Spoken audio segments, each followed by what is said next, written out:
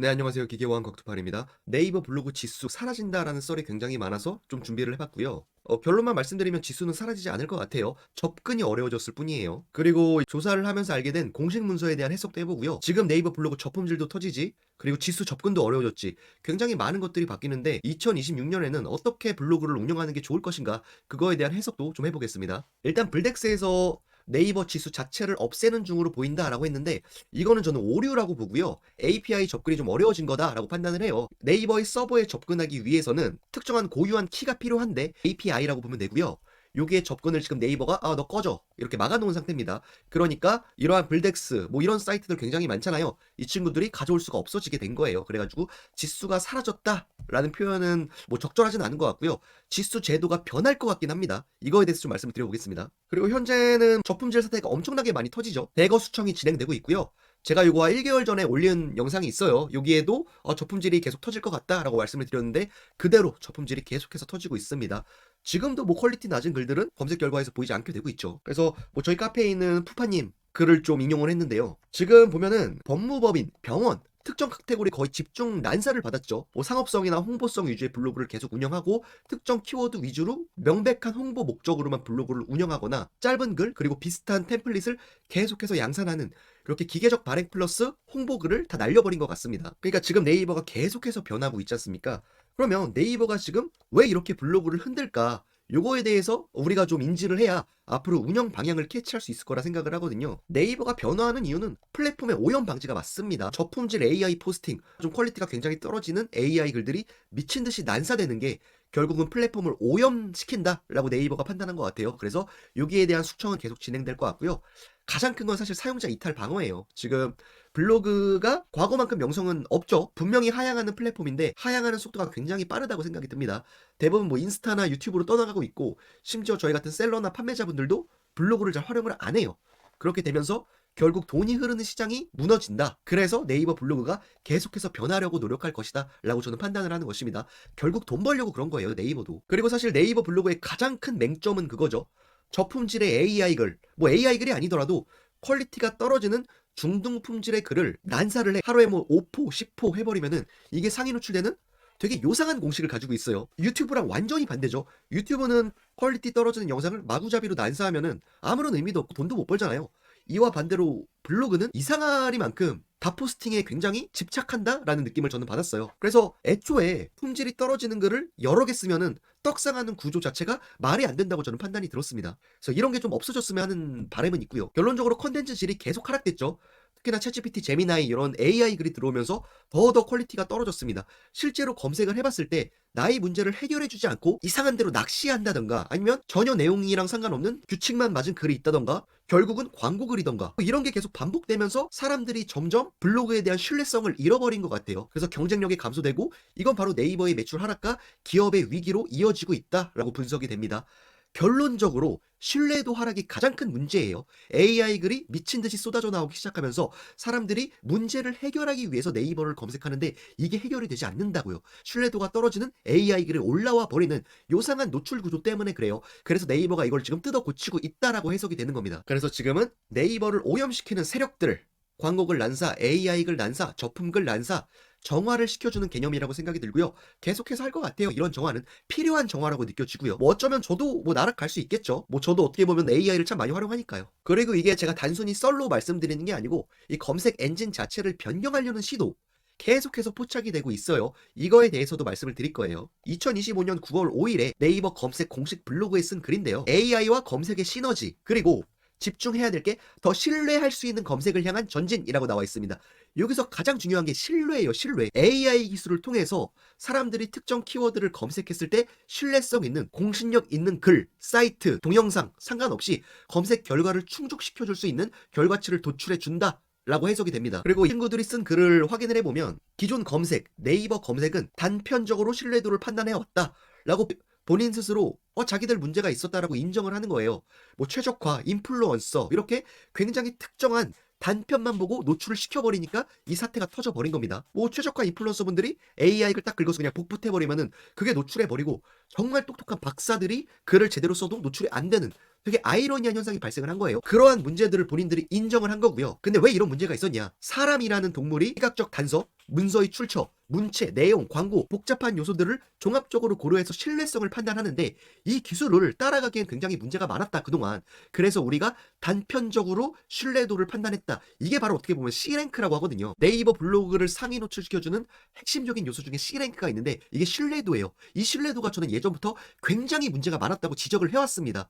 제가 뭐 프린터 전문가죠. 저는 프린터를 뭐 몇십억 팔아본 사람인데 프린터에 대한 구조적인 문제를 쓴 글이 있는데 뭐 인플루언서분이 대충 데이터도 다 틀려. 이거를 썼는데 띡 올라가. 뭐 이런 현상이 너무너무 지금도 심해요. 이걸 뜯어 고치지 못하면 네이버 스스로 무너질 걸 알기 때문에 바꿔보겠다라는 문서로 해석이 되고요. 그래서 결국 이 그림은 사람이 생각을 하죠. 검색을 할 때 생각을 하는 거를 AI 기술을 통해 가지고 우리도 따라가 보겠다. 즉 신뢰성 척도를 다르게 적용하겠다라고 분석을 했습니다. 하이파클로버 X를 중심으로 한 대규모 언어 모델 그리고 다양한 AI 기술을 활용해가지고 기존 접근 방식을 변경하겠다. 그리고 이 기술을 개발했다라는 거예요. 그래서 사람이 생각하는 거, 신뢰도라는 개념을 네이버의 단편적인 요소가 아니고 사람과 유사한 방식으로 이해할 수 있게끔 본인들이 개발을 했다라는 거고요. 보다 입체적인 신뢰도 평가가 가능하다라고 했죠. 이 입체성을 생각을 해보면은 외부 링크 차단을 강화할 것 같아요. 예전에는 뭐 최적화 인플루언서 분들은 조금 두터운 벽이 있었죠. 쿠팡 파트너스 글이나 뭐 외부 사이트를 포스팅마다 계속 입력을 해도 저품질로 가지 않았단 말이죠. 이러한 현상이 좀 깨지고 다 같이 공평하게 저품질로 보내버리거나 지수를 떨어뜨리는, 즉 외부 링크 차단을 좀 강화할 것 같아요. 입체적인 신뢰도 평가가 가능해지기 때문에. 그래서 해당 데이터를 좀 더 자세히 봐보면은 이 전문성, 공공성, 공식성이라는 단어가 보입니다.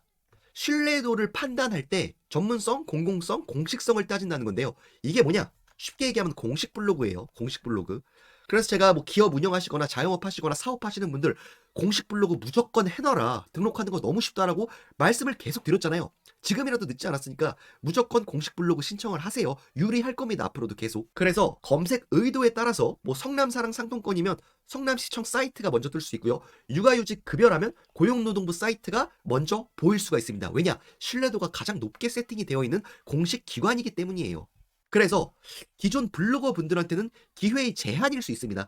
과거에는 뭐 육아휴직 급여 뭐 이런 키워드에 블로거들이 노출시켜가지고 돈을 가져올 수 있었단 말이에요. 트래픽이 돈이니까요. 근데 이런 게 원천 차단될 것이다. AI 검색과 노출 결과가 변경이 되니까요. 그래서 단순하게 정보성 글을 계속해서 쓰는 거는 무의미할 수도 있다. 즉 블로그의 운영 방식을 좀 바꿔야 된다라는 말씀을 드리는 거예요.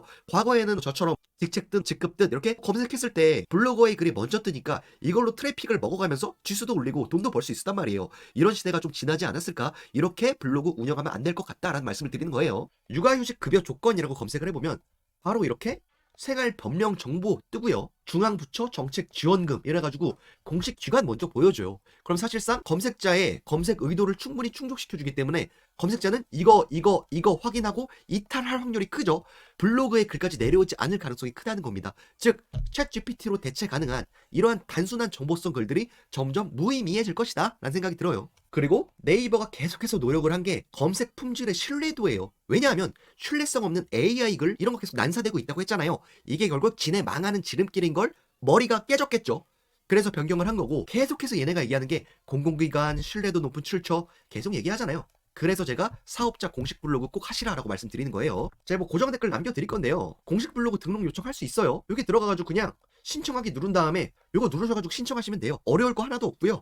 무조건 사업하시는 분들 해놓으십시오. 그래서 결론적으로 새로운 신뢰도 모델이 등장할 것이다 라고 저는 판단을 하는 겁니다. 과거에는 C랭크라 그래가지고 단편적인 부분으로 신뢰성을 판단해서 노출을 그냥 시켜버렸단 말이죠. 근데 지금은 AI 기술이 발달을 했으니까 사람이 생각하는 거와 유사하게 신뢰도를 측정할 수 있다라고 본인들이 얘기하고 있잖아요. 이것도 못 지키면 뭐 지네가 망하는 거고요. 그래서 2025년 11월 24일에 뭐 최근이죠. 신뢰도 중심으로 통합 랭킹 모델을 A/B 테스트를 진행하고 있습니다. 이게 아까 제가 설명드린 맥락과 똑같은 거예요. 결국은 검색했을 때 사람들이 여기 진짜 AI 글, 뭐 저품질의 글만 있네 라고 느끼지 않고 검색의 니즈를 만족시켜주는 결과치를 보여주는 플랫폼으로서의 역할을 충분히 수행하겠다라는 거죠. 그래서 지금 특정 키워드를 검색하면은 웹도 뜨고요. 블로그, 카페, 지식인, 동영상, 심지어 유튜브까지 뜨는 경우가 있어요. 다양한 유형의 문서가 하나의 영역에서 함께 노출이 될 거예요. 이게 구글이랑 똑같습니다. 구글 봐보면은 육아휴직 급여를 치면은 제미나이 AI 개요 나오고요. 그 다음에 공신력 높은 고용24 사이트 먼저 나오죠. 이러한 식으로 뭐 구글 따라가는 걸로 보이는데 좋아 보입니다. 그래야지 검색자의 검색 의도를 만족시켜 주니까요. 그래서 11월 말부터 테스트 기간 동안 일부 사용자에게 적용이 된다라고 하는데 제가 특정 키워드 검색해보니까 정말 다양한 문서가 섞여 나오더라고요. 그래서 저는 이렇게 예상을 해요. 뭐 단순하게 최적화나 인플루언서라는 이유만으로 무지성으로 상위 노출되는 거는 조금은 하락되지 않을까라는 예상을 해요. 물론 이 사람들이 무너질 수는 없어요. 왜냐? 이분들이 쓴 글을 봐보세요. 거의 몇천 개를 꾸준히 써온 사람인데 이 사람들이 순식간에 망하고 처음 블로그를 쓴 사람이 아무리 글이 뛰어난다고 한들 바로 노출되는 게 좀 이상하긴 해요. 그래서 최적화나 인플루언서 분들의 힘이 빠질지언정 무너지진 않을 겁니다. 저같이 뭐 준체 블로그 꾸준히 운영한 사람들한테는 어찌 보면 기회일 수 있겠죠. 기회의 공평성이 조금은 넓어질 거예요, 분명히. 그래서 C랭크 말씀드렸다시피 신뢰도 모델인데 변경될 것이다. 공식 블로그 파워가 훨씬 세질 것이다 라고 예측을 하고요.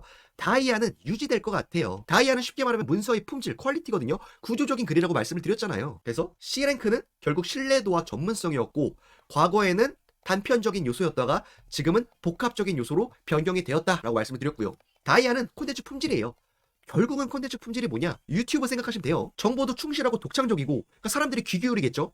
맥락도 괜찮아. 품질이 좋다는 거예요. 품질이 좋다는 건 뭐냐? 클릭률도 높고 체류 시간도 높고 끝까지 스크롤 내린다라는 거예요. 그래서 이러한 다이아 로직이 좀 더 각광받는 시대가 오지 않을까라는 생각이 들어요. 그래서 정리를 좀 해보면은 새로운 신뢰도 모델이 등장할 것 같고요. 단순 최적화라고 무조건 노출되는 파워가 조금 약해질 것 같고 다이아 로직은 좀 더 각광받을 것 같아요. 그리고 유튜브형 알고리즘이 무조건 들어올 겁니다.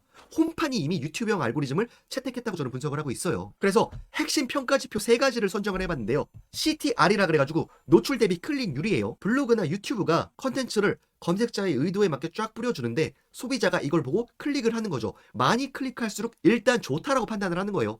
노출수 대비 클릭률이 높을수록 좋은 문서다, 좋은 컨텐츠다 라고 판단을 할 거고요. 그래서 슬프게도 어그로성 글이 계속해서 늘어날 겁니다. 그리고 클릭한 이후에 평균 체류 시간, 얼마나 많이 컨텐츠에 잔존해 있는가, 끝까지 읽게 만드는 필력이 중요하다고 보고 있고요. 그리고 반응도, 좆댓 구할이죠. 공감, 댓글, 스크랩 이런 것들 3가지가 굉장히 중요해질 것이고 이게 바로 최근의 트렌드, 인스타, 유튜브 따라가는 거고 정말 드라마틱하게 바꾸지 않으면 네이버 블로그는 무너진다, 망할 것이다 라고 제가 말씀을 드려왔던 거예요. 그러니까 데이터를 보여드리면 제 거 유튜브 망한 데이터예요. 뭐 조회수가 다 망했죠. 노출 클릭률도 낮았고 체류 시간도 낮고 반응도도 구리기 때문에 나락을 보내는 겁니다. 그래서 뭐 29% 감소했다 뜨고 그래프가 평균 그래프보다 훨씬 떨어져요. 이런 식으로 컨텐츠마다 퀄리티를 봐줄 것 같아요, 블로그도. 다만 컨텐츠 퀄리티가 좋다, 조회수도 높고 클릭률도 높고 심지어 시청 시간도 높네, 반응도 좋네 이러면은 뭐 떡상 시켜주는 거죠. 쭉 올려주죠. 돈도 많이 주고요. 이런 것들이 홈판에 이미 적용이 되어 있고 네이버 일반 블로그 검색 결과에도 적용이 돼야 된다, 될 것이다 라고 제가 말씀을 드리는 거예요. 그래서 뭐 최신 트렌드 글을 쓰거나 중복되지 않아야겠죠. 그리고 사람들이 진짜 따봉을 날릴 만한 정보 있잖아요. 기존에는 뭐 이 사람들의 문제를 해결해주지 못했는데 문제를 해결해주는 글을 쓴다던가 이러면은 훨씬 블로그에서 성공할 수 있겠죠. 네, 저희 카페 전문가분이 글을 써주셨는데 이거 똑같아요. 네이버가 지수를 없앤다? 틀린 정보다. 지수는 여전히 존재할 것이다. 다만 더 치열해질 것이다. 왜냐? 철밥통 구조가 어느 정도 깨지면은 경쟁도는 올라가게 되어 있거든요. 그래서 지수 폐지가 아니고 API 비공개 전환, 이게 맞다고 저도 생각이 드는 거예요. 그래서 지수는 계속해서 존재할 것이다. 블로그라는 플랫폼 특성, 뭐 SNS 다 똑같아요. 인스타그램, 유튜브 모두 다 지수가 있을 수밖에 없어요. 그래서 지수 폐지라는 말 자체가 어찌 보면 좀 말이 안 된다라는 말씀 드리는 거고요. 그래서 앞으로 뭐 블덱스 뭐 이런 사설 사이트들 있잖아요. 새로운 규칙을 만들어가지고 본인들만의 뭐 블로그의 질을 판단해주는 서비스를 제공할 것 같아요. 왜냐면 이 친구들 돈을 벌어야 되니까요. 그래서 노출 로직이 대규모로 개편이 될 것이다 라고 요 블로그 전문가 분이랑 저랑 뭐 동일하게 생각을 하는 거고요. 분명 바뀔 거예요. 정리를 하자면 지수 안 없어지고 API 비공개일 뿐이고 플랫폼별 뭐 각 사설 사이트별로 자체 산정 방식으로 블로그의 등급을 나눈다든지 이럴 것 같고요. 가까운 시일 내에 네이버 로직은 무조건 개편될 것이다 말씀을 드리는 거예요. 그러면 어쩌라고, 뭐 어떻게 운영하라고 라고 말씀을 할 것 같아요. 그래서 개인적인 판단, 제 사견을 말씀드리는 겁니다. 사용자 유형별로 명확히 대응을 하셔야 될 것 같아요. 일반 사용자가 있죠. 부업. 저처럼 그냥 돈 벌려고 블로그 하는 인간들이 있어요. 그거 아니면 사업자, 브랜드 블로그 운영하시는 분들, 두 개를 완전히 분할해서 지금 운영을 해야 될 것이다 라고 말씀을 드리고요. 먼저 일단 비사업자, 부업자 관련으로 말씀드릴게요. 우리의 목적은 뭐예요? 돈이에요. 블로그 운영해서 돈 버는 거잖아요. 그 관점에서는 저는 무조건 양갈래로 갈 거예요. 뭐 체험단 돌리시는 분들 빼고요. 홈판 올 쇼핑 커넥트예요. 홈판은 아까 설명한 거 있잖아요. 유튜브 알고리즘이랑 저는 똑같다고 보거든요. 근데 말이 쉽지 진짜 개빡셀 것 같아요. 최신성 지키면서 이슈성을 쓰면서 다 포스팅 쓰면서 클릭률도 높고 체류 시간도 높은 글을 계속해서 쉬지 않고 발행을 해야 되기 때문에 이거는 저는 포기한 거예요. 제가 일주일에 뭐 한 번, 두 번 쓸 때도 많기 때문에 야, 나 이거 애 키우면서 직장 다니면서 도저히 못해 라고 드랍을 했는데 시간적인 여유가 있으신 분들은 홈판을 계속 노리시는 게 맞다고 봐요. 연예글 있잖아요. 뭐 연예인 비키니 사진, 뭐 치어리더 비키니 사진 이런 거 이게 잘 통하더라고요. 이거 잘 생각해 보면은 대중들은 수준이 떨어진다고 생각을 하더라고요. 야, 그럼 비키니 글 왜 봐? 그럼 어그로성 글 왜 봐? 그러면서 본인들이 그걸 계속 보고 있을 거예요. 보고 욕하고 막 댓글 달고 반응하잖아요. 이게 플랫폼 입장에서 개 땡큐라니까요. 사람들이 모이고 트래픽이 올라가고 사람들이 서로 반응을 하면서 트래픽 자체가 늘어나고 사람들이 모이는 곳에 돈이 흐르니까요. 그러니까 어찌 보면 어그로성 글이 좋은 글일 수 있어요. 그래서 연예인 비키니, 뭐 사채, 뭐 연예인의 이슈썰 이런 거 각종 자극적인 글이 더 난무할 거라고 저는 예측을 합니다. 네이버 블로그에. 뭐 솔직히 까놓고 뭐 인스타그램, 유튜브 다 마찬가지 아니에요? 어그로성 글, 뭐 자극적인 거 난사하고 있잖아요. 이런 사람들이 성공하고 있고요. 물론 아쉽긴 하죠. 블로그 자체의 순수성이 떨어지긴 하지만 네이버라는 플랫폼이 살아남기 위해서는 뭐 따라가야죠. 어쩌겠습니까? 어제는 시대가 이런 것 같아요. 자극을 추구하고 다들 도파민에 쩔어 사는 시대잖아요. 그래서 저는 사실은 홈판을 도저히 못하겠고 그런 글을 좀 못 쓰겠더라고요. 시도를 해볼까 했는데 내가 그 글을 쓰면서 좀 현타가 와가지고 못 쓰겠고 그래서 저는 쇼핑 커넥트를 집중하고 있어요. 공부도 열심히 하고 있고 제가 쇼핑 커넥트로 얼마 벌었고 어떻게 활용하고 프롬프트 어떻게 짜고 상품 선정부터 다 올려놨어요. 그거 보시고 따라하시면 되시는데 쉽지 않을 것이다 라는 거고요. 지금 제가 글 굉장히 많이 안 쓰잖아요. 왜냐면 저는 돈을 미친듯이 벌기보다 적당한 수준으로 벌고 싶다라는 니즈가 강한 사람이에요. 그러니까 내 인생이랑 내 건강 퀄리티가 우선이라 그런 거고 지금은 육아가 우선이고 내 본업이 우선이라 그런 거예요. 어쨌든 밑밥 그만 깔게요. 지금까지 3천만 원 정도 판매했고요. 예상 수익 한 350 정도 됩니다. 최근 어제 수익은 한 18만 원 정도 나왔어요. 10월에 월 160까지 찍어봤고요. 11월에는 오프 사태 터지면서 50만 원밖에 못 벌었고요. 근데 12월에는 10만 원 이상 매출이 벌써부터 꽤나 많습니다. 그래서 12월에 괜찮을 것 같아요. 결론적으로 쇼핑 커넥트를 제가 판매하는 걸 보여드렸잖아요. 블로그로 했어요. 100%. 블로그로 된다는 거예요. 저 같은 준체 블로그, 지수 낮은 블로그나 카페도 활용을 했어요. 그래서 충분히 되는 게임이다. 본질을 잘 꿰뚫고 사람들을 움직이는 글을 쓸 수 있으면 돈 벌 수 있다라고 말씀을 드리는 거예요. 그래서 저는 이거는 자신 있게 말씀드릴 수 있는 게 순수하게 부업이고 최저커도 아니고 인플루언서도 아니고 되게 소량으로 포스팅하는데 이 정도 수익 나면은 굉장히 많이 나는 거다라고 생각이 들고요. 저랑 비슷하게 일해서 저랑 비슷하게 쇼핑 커넥트 버는 사람 있을까? 저는 거의 없다고 봐요. 그래서 제가 올리는 글들 잘 보고 따라해 보세요. 같은 부업자 입장 일반 블로그, 인플루언서 아닌 사람 글 쓰고 있잖아요. 순수하게 마케팅 기법 그리고 본질에 대한 글을 제가 굉장히 강조하기 때문에 그거 보시고 마케팅 공부도 하시면서 한번 활용해 보시기 바랄게요. 그래서 쇼핑 커넥트 글을 왜 자꾸 써야 되냐. 대량 오프 사태로 빡치긴 하는데 결국은 쇼핑 커넥트 글을 계속 써주는 거는 네이버가 원하는 거 해주는 거예요. 네이버는 이미 거대한 쇼핑 플랫폼으로 전환하고 있습니다. 방향 자체를 이미 틀었어요. 네이버 분기 매출 3조 원 돌파했죠. 영업이익도 역대 최대예요. 네이버 사업 부문별 영업 수익 비중을 봐보면은 이거 광고예요. 광고, CPC 광고, 쇼핑 광고 이런 것들. 광고 수익이 4조예요. 4조. 어마무시하죠. 그리고 커머스 수익은 셀러들이 물건을 팔면 수수료 지급하잖아요. 그 수수료도 어마무시하게 벌고 있고요. 그리고 핀테크는 네이버 페이예요. 신용카드에 수수료 안 줘도 되잖아요. 네이버 페이에서 처리해버리면. 결국 네이버를 움직이는 거대한 기둥은 네이버 쇼핑입니다. 어쨌든 네이버는 스마트 스토어에서 물건을 겁나 팔고 싶어 한다. 왜냐? 결국 이게 자기 돈 벌어주는 거니까. 네이버 스마트 스토어 홍보해주는 게 뭐냐? 브랜드 커넥트잖아요. 그래서 브랜드 커넥트 글을 띄워줄 수밖에 없다고요. 네이버도. 결국 네이버도 목숨을 걸 수밖에 없어요. 네이버 쇼핑 커넥트에. 그래서 네이버 내부에서 클립, 블로그, 홈판, 카페 활용해가지고 스마트 스토어 자체 매출을 극대화하려는 노력을 계속해서 할 것이다 라고 판단이 듭니다. 그래서 뭐 냉정하게 신뢰도 측면에서도 무선 청소기만 계속해서 뭐 브랜드사 걸로 막 쓰고 무선 청소기에 들어가는 부품 같은 거 스펙 같은 거 비교하는 거 분석해서 글 쓰고 꾸준하게 드립다 파보면은 이게 가장 쉽게 돈 벌 수 있는 거 아닐까 네이버 블로그로 이 생각이 들고요. 뭐 결국은 유튜브도 청소기면 청소기, 육아면 육아 하나만 제대로 파고 거기서 반응을 이끌어냈던 사람들이 돈을 쓸어 가잖아요. 동일한 맥락 같습니다. 그리고 앞으로는 이 내돈내산, 영수증 리뷰 같이 경험성 컨텐츠가 더 각광받을 것 같아요. 그래가지고 제가 과거에도 말씀드렸는데 뭐 내돈내산 제가 직접 경험한 뭐 제가 느낀 이런 것들 풍부하게 써주라고 했어요. 분명 도움이 될 거고요. 근데 이게 시스템적으로 들어오고 있습니다. 단순히 키워드만으로 상위 노출이 된다면은 분명 챗GPT나 제미나이한테 학습시켜가지고 노출을 시킬 수 있단 말이에요. 그래가지고 이런 것들 좀 방어하는 장치를 마련하고 있다라고 판단이 되는데요. 바로 이 내돈내산 리뷰의 강화예요. 네이버 쇼핑이나 방문 쪽에 구매 확정된 친구에 대해서 클릭을 하면은 내돈내산 마크가 붙게끔 되어 있고요. 이거를 별도로 띄워주거나 상위 노출에 유리하게 할 것 같다. 분명히 저는 그렇게 예측을 합니다. 이쪽에 굉장히 많은 신뢰도를 줄 것 같아요. 그래서 신뢰도의 모델이 변경될 것인데 그 중에 하나가 경험성이고 단순히 경험했다라는 단어 말고 실질적으로 네이버의 시스템을 태워가지고 이걸 클릭을 할 때 플러스 가산점이 먹혀 들어가게끔 변경이 될 것이다 라고 제가 유추를 하는 거예요. 그래서 지금은 네이버에서 식사를 한 다음에 영수증 리뷰를 쓰면은 내돈내산 리뷰를 작성할 수 있게끔 바뀌었죠, 시스템이. 그래가지고 여러분도 요거 잘 활용해 보시고요. 특히나 초보 블로거나 시작하시는 분들은 뭐 이런 식으로 네이버가 하라는 거 위주로 충실하게 수행해서 빠르게 레벨을 올려봤으면 좋겠어요. 분명 기회가 올 거예요. 물론 영상을 잘 만들고 내가 굉장히 뭐 이쁘고 잘생기고 매력이 좋다, 그러면 인스타나 유튜브 하세요. 비교가 안 돼요, 네이버랑은.